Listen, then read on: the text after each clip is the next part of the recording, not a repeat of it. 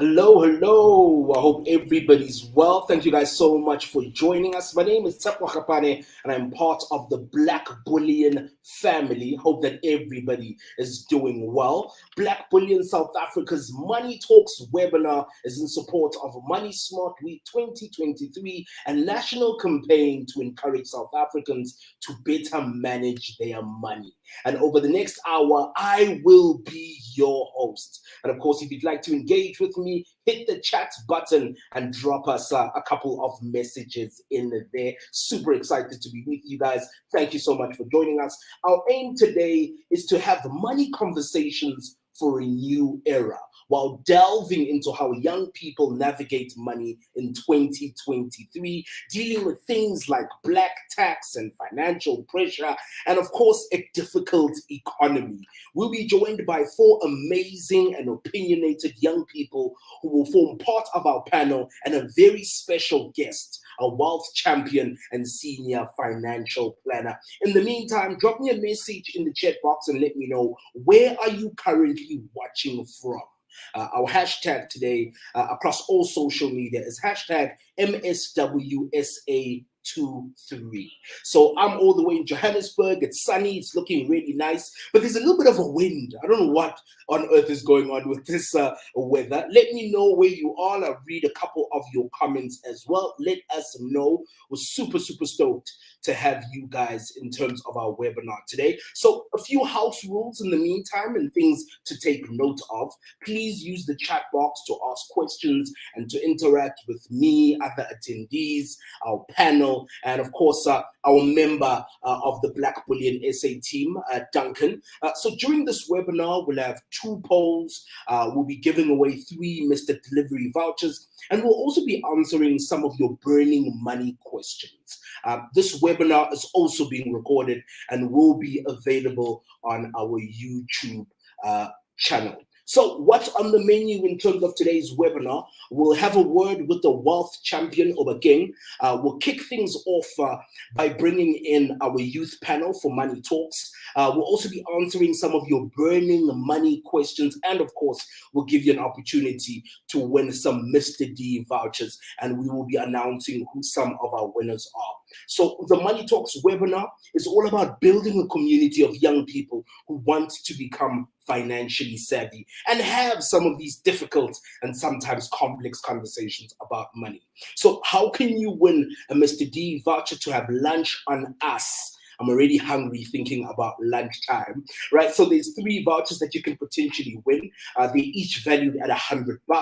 We'll give 1 voucher to a person who is most engaged in the chat box. We'll give another voucher to someone who follows us on social media. And then the last and 3rd voucher will go to somebody who fills in the survey at the end of this webinar. So it's pretty simple in terms of how you could potentially win. And of course, as I mentioned, social media, if you do follow us, you could potentially win yourself that Mr. B voucher. On Twitter, it's at Black Bullion SA. We've got a Facebook page, Black Bullion South Africa. We're on LinkedIn. We're on the gram as well, Black Bullion SA. And of course, you can also pop us an email, blackbullion@wafunda.com. So that's how you get in touch with us. Very simple in terms of that. So to kick things off, I've got a random Money Talks question, right? I want to know from you guys, if you could have a sneak peek at someone else's bank balance, who would it be and why?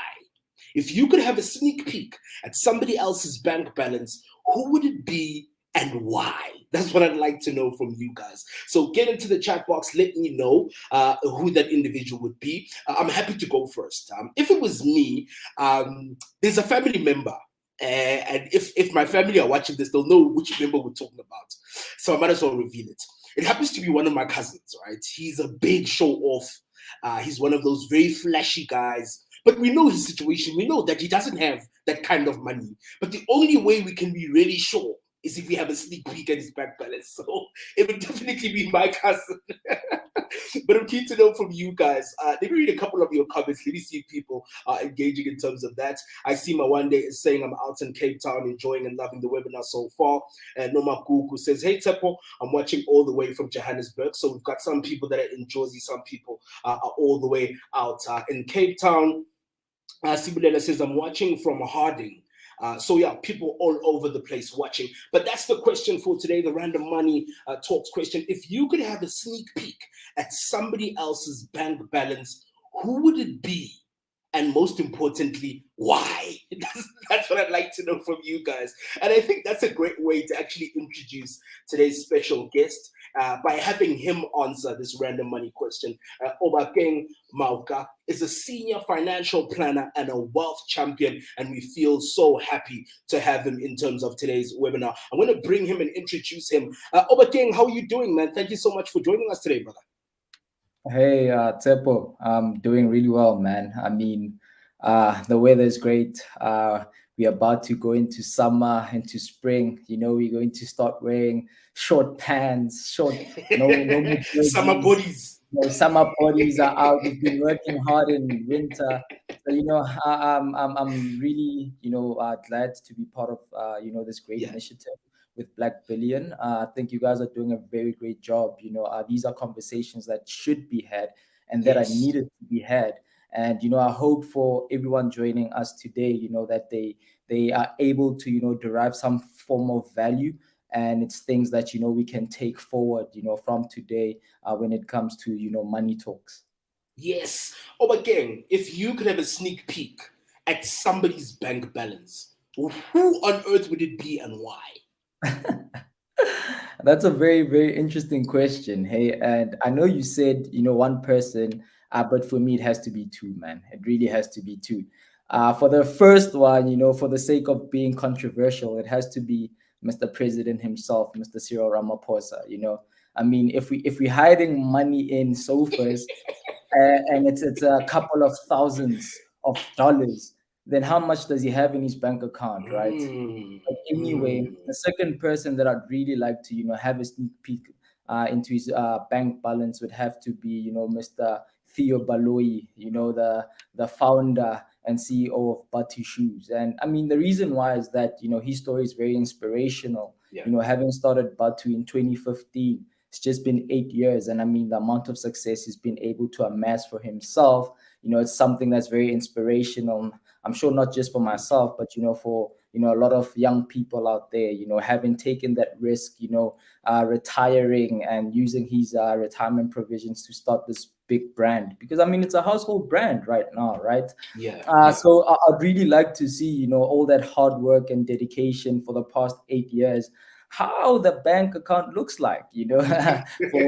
Definitely. success. Definitely. So that's someone that I think is very inspirational, and I mean he's Yeah. a one in a million type of case scenario, but it's inspirational because it happened right in our backyard. So I'd really like to see how much money he has. Yeah, in terms of some comments coming in from other people in terms of our random question, Nomandi says it would definitely be my boyfriend's bank balance. He's very, very stingy. He always says he doesn't have money. Eunice says, I'd like to take a sneak peek at my uncle's accounts because he always says he's broke, but he's always eating out and enjoying Yeah. steaks and God knows what else. Nomakuku says, it would definitely have to be my sister. She's always complaining about not having money, but definitely spoils herself.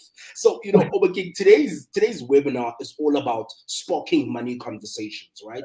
We all find it a little bit difficult and sometimes tricky to have honest and open conversations with our friends, with our families. Why is it, Obakeng? Why do we struggle to have these open and honest money conversations with friends, families, even with ourselves, in fact? Mhm. I think, to answer that question, we first have to, look at the history of money, right? And what money has represented over the years, for the broader majority, right? I mean, a couple of 100 years ago, money to people was a tool, a means that was used, to provide for those that you love, as well as to put food on the table, right? And I mean, for the top 1%, it was more of, a status thing, right? I mean, money has always been status to them. But over the years, that has changed, right? Within the society, whereby for the broader majority now, money represents status, right? And because of that, it has changed our values when it comes to money. And I mean, this question is one of those questions that is very layered. There's a lot of answers, multiple answers with regards to it, and it's usually linked to individual circumstances, right? But what I believe when I look at the human element is that as humans, naturally, we always tend to have our guard up, right? Because uh, and when it comes to money and what money represents to us now and what it represents in society, socially and economically, these conversations might seem, to make us a bit vulnerable and require us to drop Mm. down our guards. And it feels uneasy and uncomfortable, right? And, as people, we don't like being put in situations that make us vulnerable and make us uneasy, right? So that's why it's difficult because of what money represents now. It's no more a means of being able to just provide for your loved ones and so on and so forth. It also has a stigma to it. Not having enough money is a stigma. Not having a lot of it as well is a stigma. So it's very important to Mm. understand the human element of money and how it makes us feel and how vulnerable it makes us feel too, with regards to society and how people, perceive us, when we're having these money conversations. Yeah, I think the vulnerability definitely makes sense. And the fact that money is very emotional, anyways, and I think that adds its own complexity. But in terms of what you've said, Obakeng, what are the benefits and even the potential risks of having open money conversations with friends and family? Look, I think it's very important, that we have these open and honest conversations when it comes to money, because you are able to set clear boundaries and expectations when it comes to your money, right? And because people don't know what they don't know, the responsibility is on you to set those boundaries.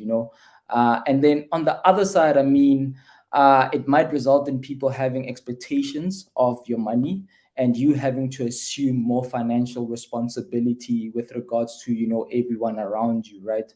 So because you're already feeling so vulnerable, you're unlikely to openly express yourself. So the benefit is that having these conversations, you're able to be around people that have the same goals, who have the same mindset, and you can openly and honestly converse with regards to these, right? For example, if your family knows how much you're earning and so on and so forth, there might be some financial obligations or financial responsibilities that get pushed your way, right? And you don't want that, right? You don't want to be forced in a situation financially that you didn't plan for, right? And on the other side, it might expose you to the fact that you're living above your means, right? You see a guy driving a German machine and you're like, wow, this guy has it on lock, right? But if you were to sit down and talk to him and understand, you Mhm. might find that he's drowning in debt, right? So that vulnerability and having those conversations, it's merely what we don't want society to perceive, what we want to portray to society. And because of what we're already portraying and the values that we have with regards to money, it becomes difficult to have those conversations as well. So Yeah, yeah. Obakeng, you're saying so many important things. I think I look back at when I started working, I made a lot of financial mistakes, but had I had open and honest conversations with my parents and even with my friends, I would have avoided some of those mistakes. Well, I wouldn't have felt like I'm alone in making some of these mistakes as well. But also the vulnerability aspect is so key Mm. because sometimes you're like, if people know how much I have in my pockets, they might want it or they might even laugh. You act like you owe these things, but you actually don't even have the money. So it's such a complex one. But I think the one thing it opens up is you will make less mistakes and you'll have an opportunity to learn from other Mm. people. And it'll also help you to realize that not everything is true. They'll help to demystify some things related to money. Out of Yeah. interest, Obakeng, you're obviously a senior financial planner. Do you have somebody that you engage with when you need financial advice, or are you at a place where you're like, you know what, I know everything, I'm fine now? Or is there somebody that you interact with? Look, I mean, you did mention a very important point that when it comes to money, money is very emotional, right?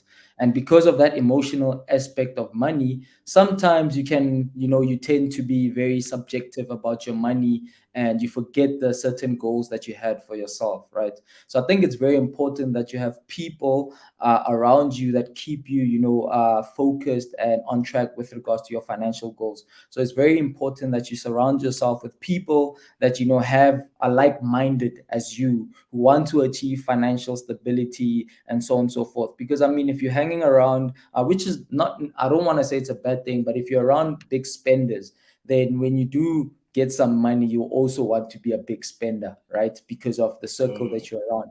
So for me, apart from having those industry colleagues who are turned to for professional help and so on and so forth, I have a partner, and I have an open and transparent relationship about my finances with her.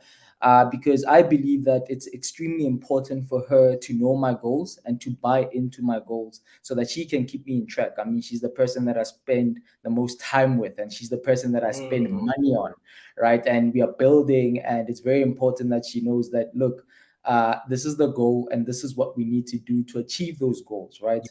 So I mean, there's a blog post on my website where we're talking about couples and money, right? And the research says that couples are 10 times more likely to break up if their partner has poor money habits. So it's very important that with your loved ones, whether it's your partner, it's family, it's friends, that they have the same goal and they buy into that goal that you have Yeah. financially. So yeah. Yeah, man, such an interesting one, sharing with your partner. I wonder if some of the attendees, if they've got thoughts about sharing the bank balance with a loved one or your boyfriend or your girlfriend. But at this point, in terms of the conversation, Obakeng, I want to bring in our youth panel, right? So these are 4 young people who are opinionated, they're amazing, they're doing some great things. Tsepo, Kiara, Reina, and Yamkela. I want to bring them into the conversation for Money Talks, right? So these are young people that are in different types of spaces. They know a lot about what young people are doing in terms of their money because they are young themselves. So it's so lovely to have them in terms of the webinar. And I think a great place to start is I want to throw the random question to them. Right. So if you guys had an opportunity to look at somebody else's bank balance, who would it be and why? Kiara, let me start with you. Thank you so much for joining us. Thank you so much for having me, Black Bullion. And it's just been amazing to hear the conversation so far. So the random question was whose bank account I would want to have a sneak peek at. And I think just out of my own curiosity, it may have to be Elon Musk, if I'm being completely honest with everyone here today. I just would like to see. I feel like it will either shock me or make me work harder. So I think that's why.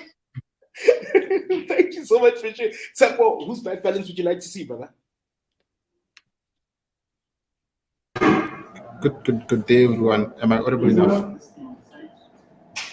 Just to confirm. Yes, we can hear you, brother. Can you hear me?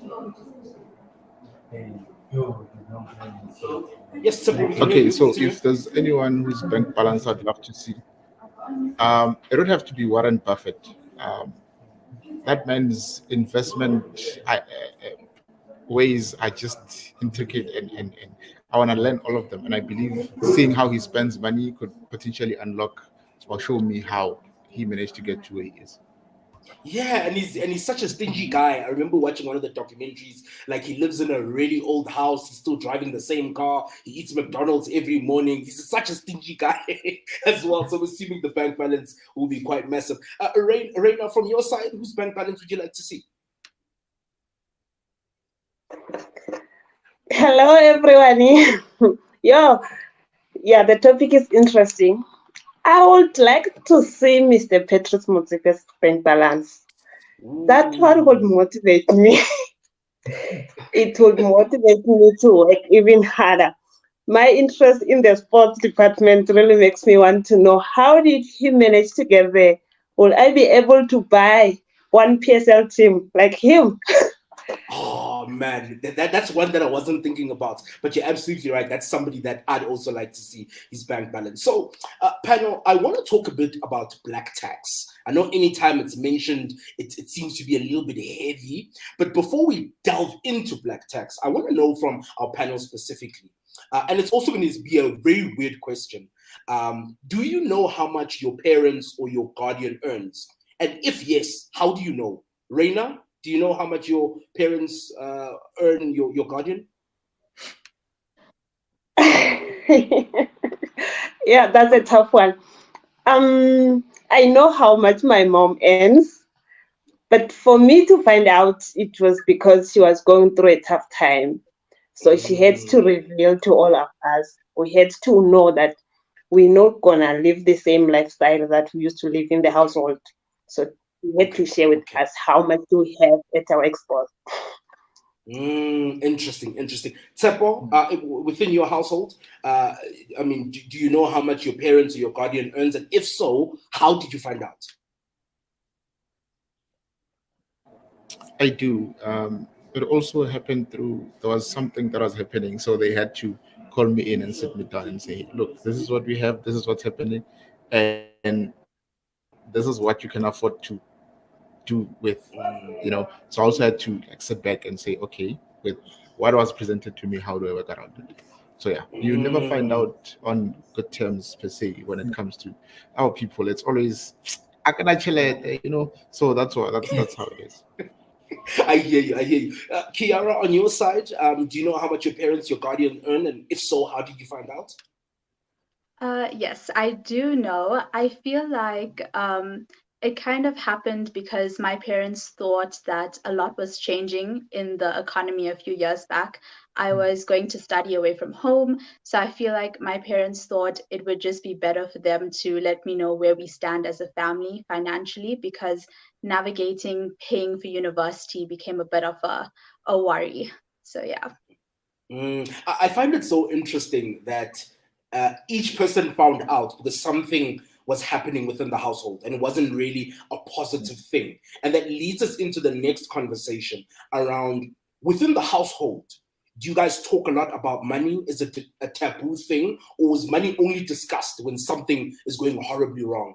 Kiara, in your household, is money an easy topic to talk about? I feel like when I was younger, not so much. I feel like now that I'm a bit older, I feel like my parents feel like they can come to me with certain topics about money, or when, there are financial situations. But I think there's an extent to it. It does come down to like vulnerability that was mentioned, maybe a bit of guilt, but to an extent, certain things about money is discussed. Yeah. It's quite interesting that you mentioned a lot of things that have to do with emotions, including guilt. Obakeng, I know you're a professional. You did mention that you and your partner speak a lot about money. In terms of your parents, when you were growing up, did you guys talk about money at all? Look, not necessarily. Actually, not really. Right. It's very interesting that I mean, when it comes to money conversations within the household, it always has to be with with regards to when things are bad, and now you have to be set down. Right. I mean, when I was young, there's never been a situation or a time where we'd sit down with the parents and we'd discuss everything from your budget, their budget, and so on and so forth. Only when times became tough, and then that's when we have to sit down and discuss so on and so forth.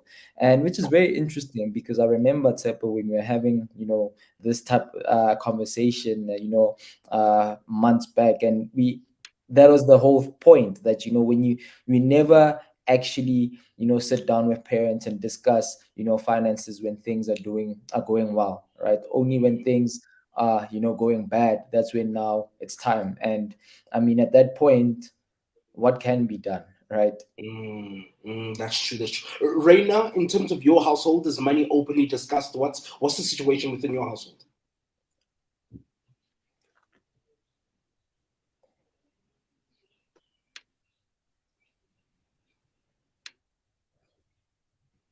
Reina, can you still hear us? I think she seems to have been frozen for a second. In the meantime, Tepo, within your household, We what's are the still situation? uncomfortable. Tepo, I can hear you. Can you hear me? Yes, we can hear you now, Reina. Just go. Tupper will follow you. Okay. Yes, as I was saying, it's still tough to speak openly about how much someone is earning and how much do we have available as a household to spend together. So we don't really, honestly, we don't really share how much everyone is bringing into the table. It's difficult. Money has got this element of secrecy. You don't feel comfortable to tell everyone how much you have. Yeah, there's, So there's yeah, definitely some it's secrecy. still a challenge. It's still a challenge. And it Yeah, and becomes tougher when we are we still together? yes, we can still hear you. Yeah. I was saying it becomes tougher when there is a need to meet in the household and you know that my pocket is empty and someone is expecting you to bring something into the table. So you cannot reveal that you don't have and you cannot reveal how much you actually have. So it's still Makes tough. sense. Makes sense. Temple, on your side in your household, what's the situation? Is money openly discussed?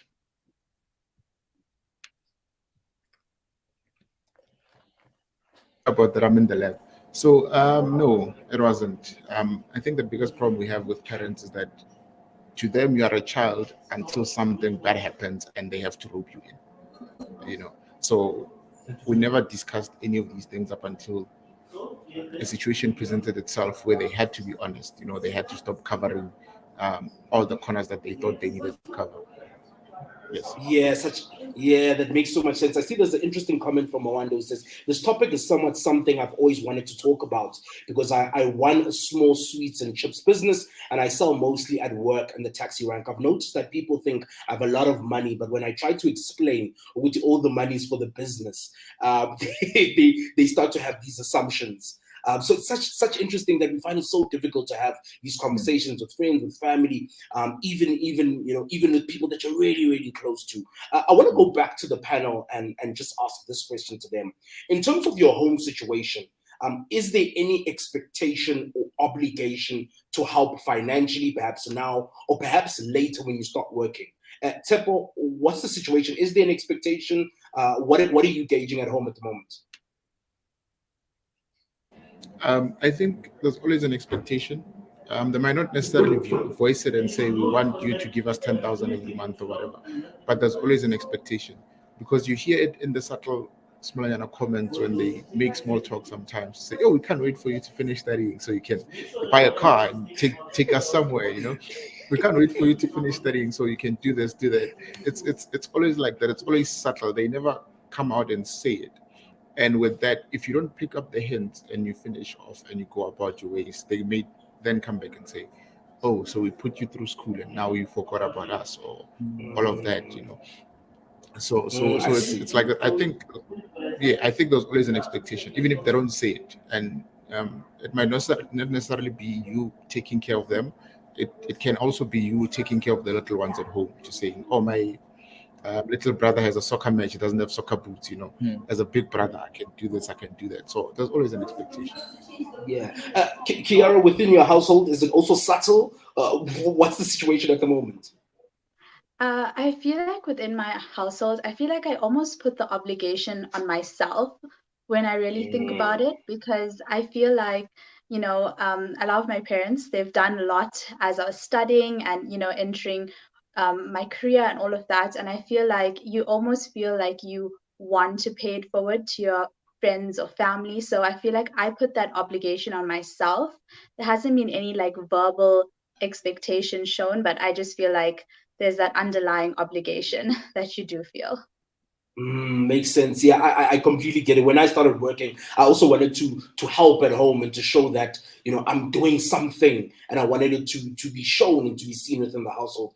Reina, what's the situation with you? Is there an expectation, or what's the current situation? Yeah, on my side, unfortunately, it's by default. Okay, so I know whatever that I can get, I must provide for the siblings, for my mom as well, because there's no one actually earning in the moment in my household. So by default, I'm the eldest sister. I must provide. So every time I know I have to meet the obligation. Yeah, out of interest, Reina, how do you navigate that conversation? Because maybe sometimes they might say, we need you to do X, we need to do Y. You might not have the money to do that. How do you navigate it? Because I know it's something that a lot of young people are going through where there's an expectation to do something at home, but that money might be used for textbooks or it might be for transportation and you can't meet that. So how do you navigate? How do you have that conversation?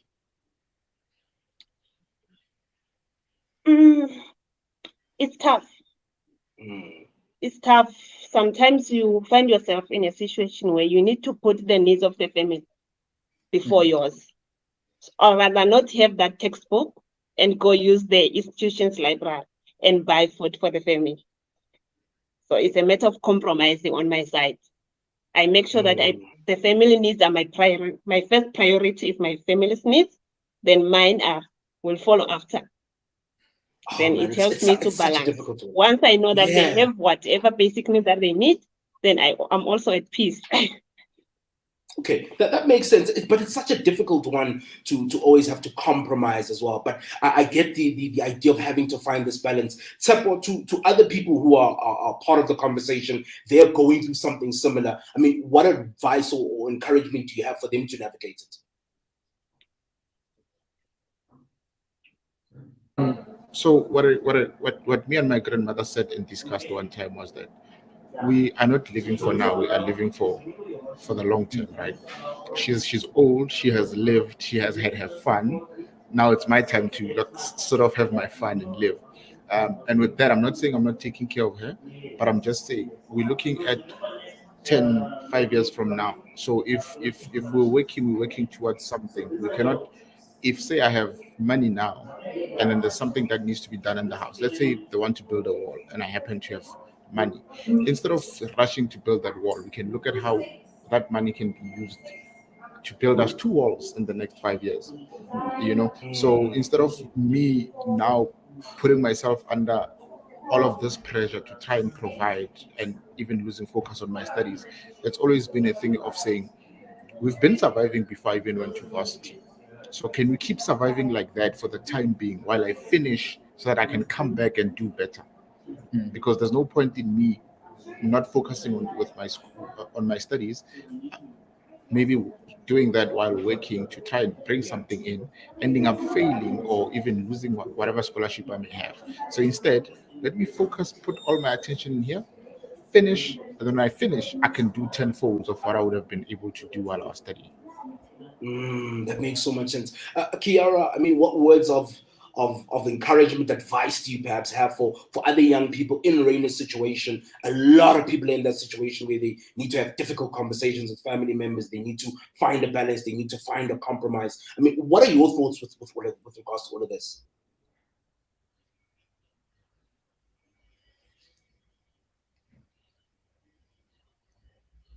Oh, sorry, I think it just cut off towards the end. But basically, a few wise words I would say, or just some advice would be to, in the moment, it will feel uncomfortable, just a few moments having those conversations. But in the long run, it won't just help your finances and your family, but I feel like it will definitely make you stronger. And when you're, growing up in your future, maybe you would be easier with those conversations with your own kids or your friends. So I definitely think those changes need to happen. It is uncomfortable, but I feel like it needs to happen now because as the generations go on, these conversations need to become more open.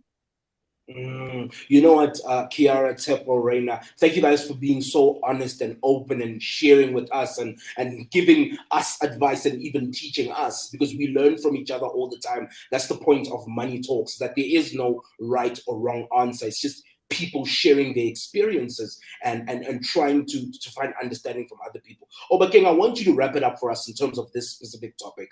I mean, you deal with a lot of young people professionally. You have young people within your household. I mean, how do we navigate black tax? How do we have these difficult conversations with family and also try to find a balance? Because I can understand, wanting to invest in your family and you're the first one to graduate and there's an expectation and you want to help. But sometimes finding that balance can be difficult. I mean, you let us know as the expert, or where do we go from here? Look, I think it's very interesting, hearing everyone's perspective and how it's not even necessarily, from the pressures that family members or your family is giving you, but as well as the pressures that you give yourself, with wanting to help out in the household. And the reality is that black tax will always be there, right? I mean, if you look at the broader majority of South Africa, and we can see how a lot of people are unemployed, then we definitely know that black tax is going to be there. And with regards to how South Africa, the societal makeup is, I mean, we're raised in the families with the spirit of Ubuntu, right? It takes a village to raise an individual, and that's why we have those own personal pressures to always want to chip in at home and assist. Those will always be there, right? And when it comes to personal finances, I always tell my clients that you should always know that you are the most important person when it comes to your personal finances. And in order to effectively and consistently help those around you, you have to help yourself first, right?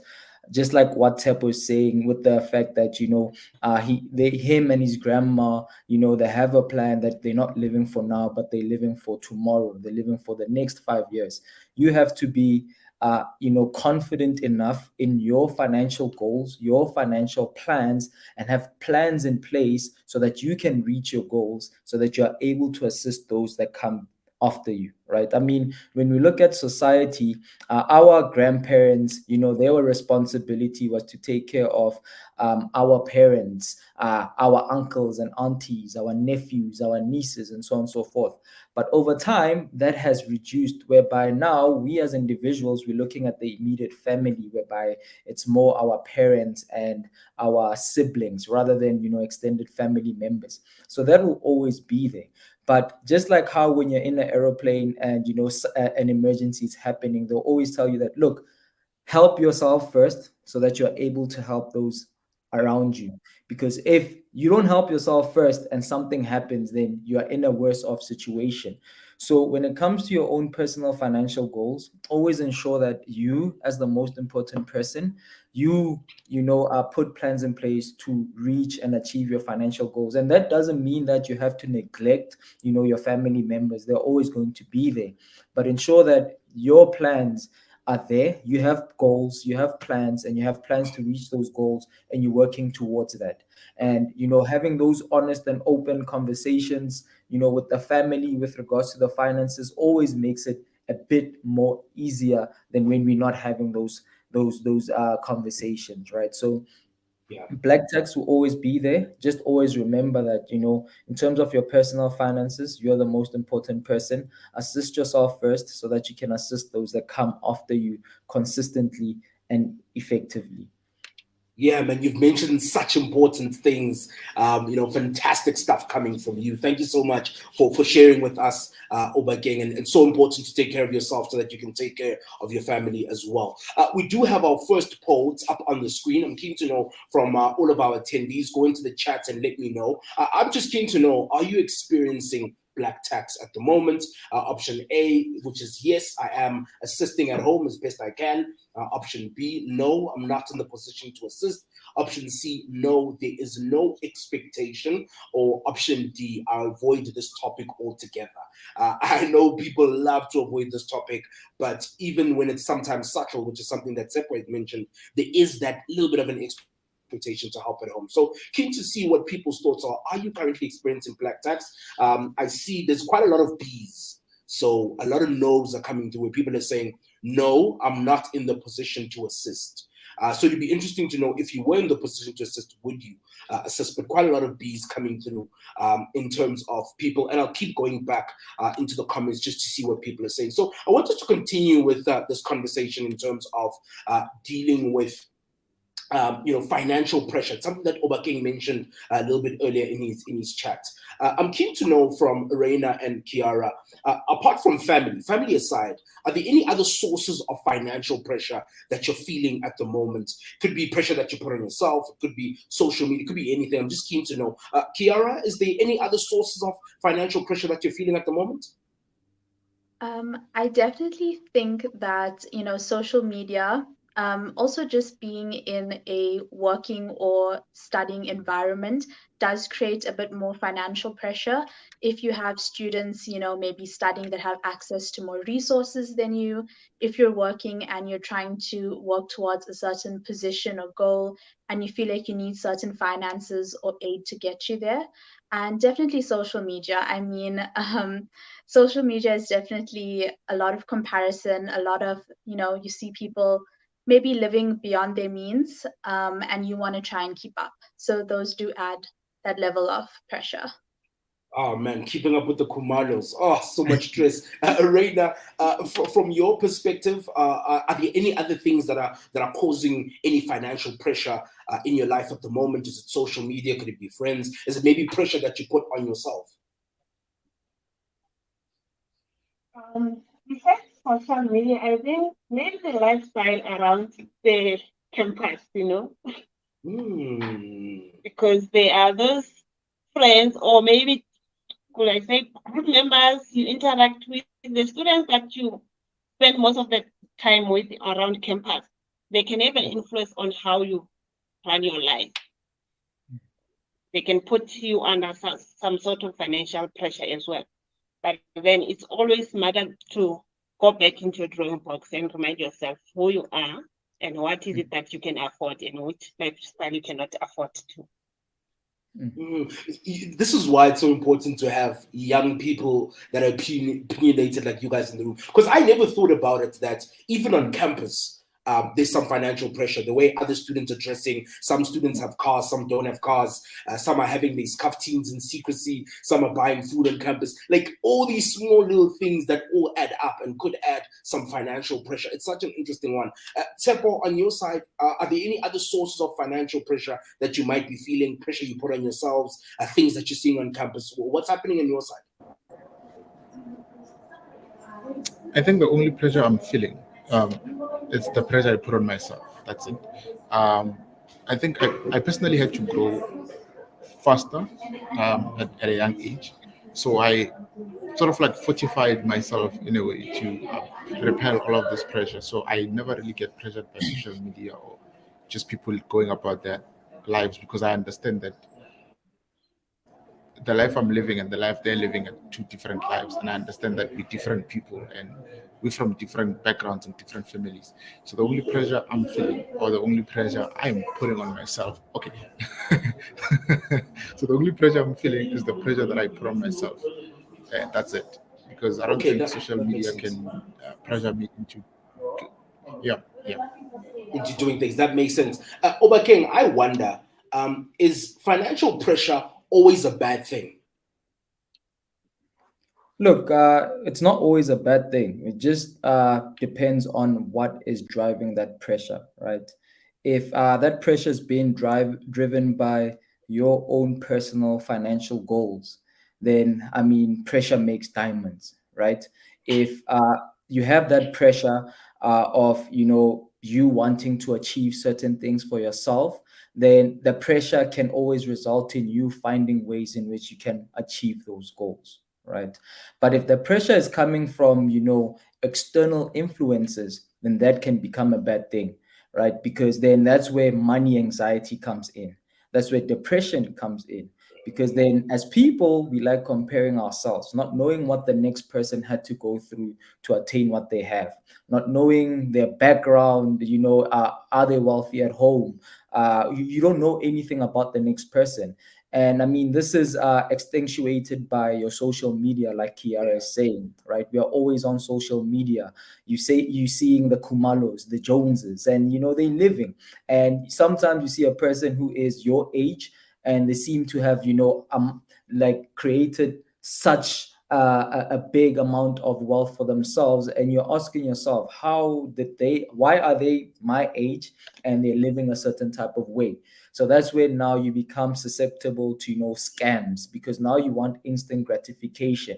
Now you fall part of Ponzi schemes because you're seeing Mr. Mm. Kumalo there, who has money, who's your age, and now you want to join Forex. Now you want to join someone telling you that 1,000 rand, I can give me 1,000 rand, I'll give you 100,000 rand within a week, right? Because you are in competition, and it's not mainly, for yourself, for you achieving your own personal goals. It's about those that are achieving around you. And that's why, there's a large amount of, youth, young people who are undergoing depression, money anxiety, and so on and so forth, because we're always comparing ourselves to the next person and not comparing ourselves to our goals. Because once you compare yourself to your goals and you look at where you have been and where you are now, you can always see the growth, your personal growth. I mean, for a person who's doing first year, if they're in the third year and you look at where you come from, you start seeing the finish line, right? You're almost there and you become excited, and now you're planning for the next phase. So it's very important, to identify where the pressure is coming from. Is it coming from myself internally to reach my personal financial goals, or is it coming from those around me and what I'm seeing? So yeah. Yeah, how I can definitely sum it up, listening to what everybody has said, it's really important to know who you are. Who are you? What do you want to achieve? Then it's very easy to see if the things on social media are derailing you from that. And that's what I've really gotten from Kiara and Reina and Tepo, and even you, Obakeng. It's the importance of knowing who you are and rather be self-fulfilled. These are the pressure I'm putting on myself because I want to get to a certain place, which I think is really important. I'm keen to actually bring in the audience. I want to know from them if they are experiencing any sort of financial pressure. So this is our second Spill the Tea poll. I want to know from our audience, what's putting you under financial pressure at the moment? A, is it friends and family? B, is it social media and the gram? All of a sudden, this friend of yours is on a holiday in Dubai. You're just in campus doing your thing. I don't know what it is. Option C, not having enough money. I think that puts a pressure on a lot of people. Or perhaps it's D, it's all of the above. When you look at it, you're like, honestly, I've got pressure from my friends, I've got pressure from social media. I don't have enough money, which is adding. And perhaps maybe D is the option. So what's currently putting you under financial pressure? Keen to know from some of you guys. So get into the chat box and let us know what's currently putting you under financial pressure. Once again, B seems to be coming up. I see Zukona, Nomakuku, excellent, all saying social media and the gram is putting pressure. I see somebody else is also saying C, not having enough money also is an option. Other people are even mixing and matching, saying A and B, A and C, being friends, family, and not having enough money is a little bit of an issue. So these are some of the things that are coming from our audience. I think it's really important now that we answer some burning money questions from some of our audience, and of course from a campaign that we ran earlier in the week. So earlier in the week, we ran a social media campaign with the hashtag Ask a Student, and we captured a few money questions from our community. But even those that are joining the webinar right now, the floor is open. If you have a burning money question for Obakeng or the rest of the panel, please do send it by posting it in the chat. And remember, most engagement could get you that Mr. D voucher. So in terms of some of the things that have been coming up, questions and specifically hashtag Ask a Student, one of the questions that came up is around the behavior and the discipline when it comes to saving. How do I build it? Kiara, do you have any savings? Are you finding saving difficult, easy? What's the situation with you at the moment? I do have a bit of savings, but it's very up and down. I feel like sometimes the hardest thing is to know what situation, is valid enough for you to now touch those savings. I feel like that's what I struggle with sometimes, because I'll save to a certain point and then, something will happen and I'll ask myself, should I use savings? Should I, just rough it out? Like, what's the ideal thing to do? So I Yes. feel like when it comes to savings, I think you have to set a goal. That's what I've been trying to do at the moment. Like, set a goal. I know some apps, banking apps, you can, name your savings account, name it, if you're saving towards something small, just put a title to it and save towards that. So you're not dipping all the time in that savings. Yes, and it answers that question because some people are just saving with no direction. So it answers that question of what are you actually saving towards in terms of building that discipline. Tepo, do you have any savings? Are you saving? Are you finding it difficult at the moment?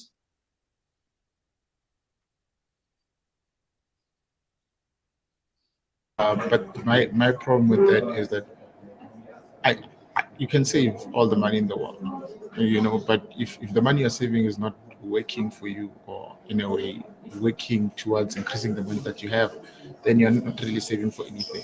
You save today, 20 rand buys you a loaf of bread. In the next 4 months, that 20 rand will not be able to buy a loaf of bread. So that's my biggest problem with saving. It's that if the money is not working to bring in more money, then saving is not really working to help you with anything. Okay, I hear you. I'm going to bring Obakeng at the end because I want Obakeng to touch on the importance of saving versus investing and why it's important to still have the savings, particularly with what Kiara says. If there's an emergency, then what do I do? I can't now sell my shares because I need to fix my phone, as an example. So I'll bring Obakeng. But quickly, Reina, in terms of savings, do you save? Don't you save? Are you finding it difficult? What's the situation at the moment? Yes, I do have my two small savings pockets, although they are all short term. If it's long, it will be only 6 months. So that's why I regard them as short term. By the new year, I'll have to exhaust all of them and start afresh again. After 6 months, probably exhausted again, I go to the other pocket. I like that, but at least you have something. Most of us don't even have any savings. Obakeng, quickly in terms of hashtag Oscar student, savings, building that discipline, having that attitude, but also touching on what Tsepo was saying is that when you save 20 rand now, is it really making a difference? And I think he touches on investing as well. So can you just wrap it up for us? Look, so I mean, when people save, like Kiara said, right, you're saving in a bank account because you want easy access to that money should you need it, right? And that needs a lot of discipline. It needs a lot of discipline because if anything happens, even if you don't necessarily need that money, you can easily access that money, even though you had planned to save it for 6 months for a particular goal. So that becomes a risk to you, right? And as well as savings, because you are putting money away in the bank, you have to understand what the bank's mandate is, right? A bank is not an investment. They not putting away money to invest, right? So you'll see how when you're putting money in your savings account, usually the interest rates are not that high, right? Because that's not the bank's mandate. That's not how they make their money. They make their money from charging you with your credit cards, your loans, and so on and so forth, right? So you have the risk of what we call inflation risk, like Tepo was saying, whereby because inflation is, let's say, for example, 6% right now, you find that you're only earning about 4% in terms of your savings with the bank. And what that does is that you're losing about 2% with regards to the value of your money, the intrinsic value of your money. So, like Tepa said, if, for example, a loaf of bread was about 100 Rand this year, and next year you put money away, your 100 Rand, and it grows with 4%, next year it's 104 Rand, right? And now next year you want to buy a loaf of bread. Inflation is 6%, so bread now is 106 Rand. So essentially, what happens is that for the next year, you're unable to afford bread because inflation was growing more than what the interest rate in your bank account was giving you, right? So that's the banks. You have to understand the mandate of what the bank offers or how the bank operate, right? But now when it comes to investments, you looking at taking advantage of what we call compounding interest, and that's interest earning interest on interest, right? With bank accounts, you're earning simple interest. With investments, you're earning compounding interest. So your interest is earning interest. And you want to make sure that you are receiving, interest rates that are above inflation so that next year, if bread is at least 106 Rand, you're still able to afford that bread, right? So what that does is that it limits, certain risks that we experience, like inflation risk and so on and so forth. Although there is, other risks involved with investing, right? So you have to understand why you're investing for, how long you want to invest for, Yeah. and why you're saving for. And that's very important to ensure that you are putting your money in a place that you can access it if you want to, or are you leaving it to grow for a long period of time, and so on and so forth. So people have to be aware that there's a difference between savings Saving and investing. investment. Yeah. It's not the Yeah. same thing. Yeah, I want us to get through a couple of more questions very, very quickly. Nomakuku says, how can one set a realistic budget? Reina, do you have a budget at all, or are you sort of just winging it at the moment? Yes, I do work on a budget. Okay. The only unfortunate part is that the income is not reliable. You might So the find income out bit that is up in and 3 down. weeks, yes, you find out that in 3 weeks you don't have the 300 rands that you thought you'll have.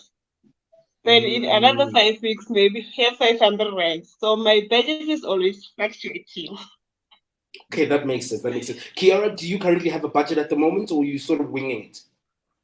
I do have a bit of a budget. I feel like it changes every couple of months depending on the events happening in my life. If I have, someone's birthday or something happening, outside of my personal life, the budget has to, change a bit. But yeah. Tabo, do you have a budget, realistic budget? What's the situation, or are you just currently winging it? My budget is always, or rather, the idea is always make more than you spend. So, with that, I always try by all means to make sure that my spending is aligned with what I'm.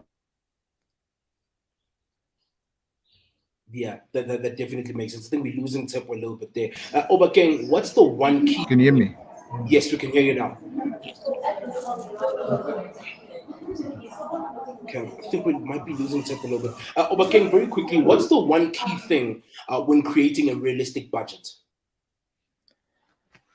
So, when it comes to creating a budget, I think what's important is that you need to section, your money in terms of percentages, right? So let's say, for example, if you have 10,000 Rand, and you put 65% of that 10,000 Rand, which would be 6,500 Rand, towards the needs, right? This should be your rent. This would be, childcare, personal care, and so on and so forth, right? So you know that no matter what, 6,500 goes to my needs, right? And then you section off 20% to, your savings and investments, and that will be about 2,000 Rand. And you know that, I stay within this 20%, no matter what. And then you have 15% where it's all the wants. What do you want for that month, and so on and so forth.